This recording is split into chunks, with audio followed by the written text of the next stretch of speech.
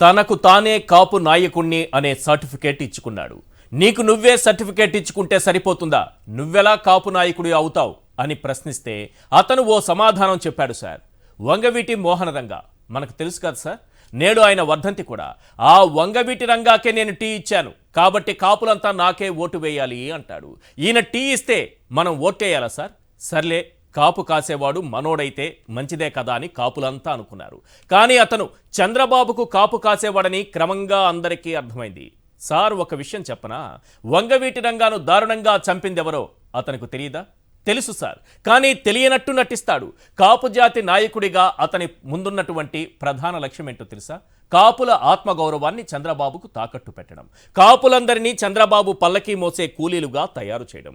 మేమెందుకు బాబు పల్లకీ మోయాలి? అసలు నువ్వెందుకు బాబుతో పొత్తు పెట్టుకోవాలి? పెట్టుకుంటే పెట్టుకున్నావు, కనీసం ఓ 60 స్థానాలు అడిగావా? సీఎం సీటు షేరింగ్ అడిగావా అని ప్రశ్నిస్తే నన్నే ప్రశ్నిస్తారా?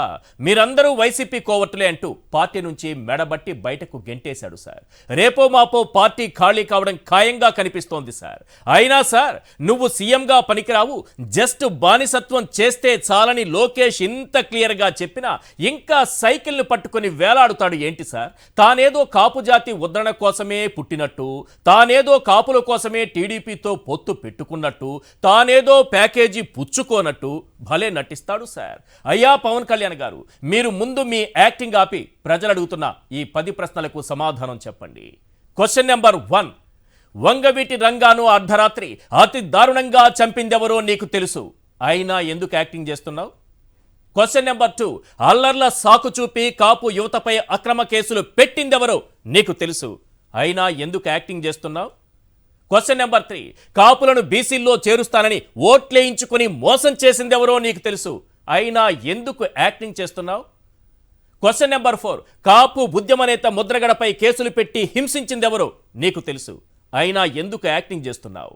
క్వశ్చన్ నెంబర్ 5, ముద్రగడ కుటుంబ సభ్యులను నడివీధిలోకి జుట్టుపట్టి ఈడ్చుకొచ్చిందెవరో నీకు తెలుసు, అయినా ఎందుకు యాక్టింగ్ చేస్తున్నావు? క్వశ్చన్ నెంబర్ 6, తుని రైలు దహనం కేసులో అక్రమ కేసులు పెట్టి కాపుల్ని హింసించిందెవరో నీకు తెలుసు, అయినా ఎందుకు యాక్టింగ్ చేస్తున్నావు? క్వశ్చన్ నెంబర్ 7, కాపులను రాజకీయ అవసరాలకు వాడుకుని వెన్నుపోటు పొడిచిందెవరో నీకు తెలుసు, అయినా ఎందుకు యాక్టింగ్ చేస్తున్నావు? క్వశ్చన్ నెంబర్ 8, నువ్వు సీఎం సీటుకు పనికిరావని లోకేష్ క్లియర్గా తేల్చేశాడని నీకు తెలుసు, అయినా ఎందుకు యాక్టింగ్ చేస్తున్నావు?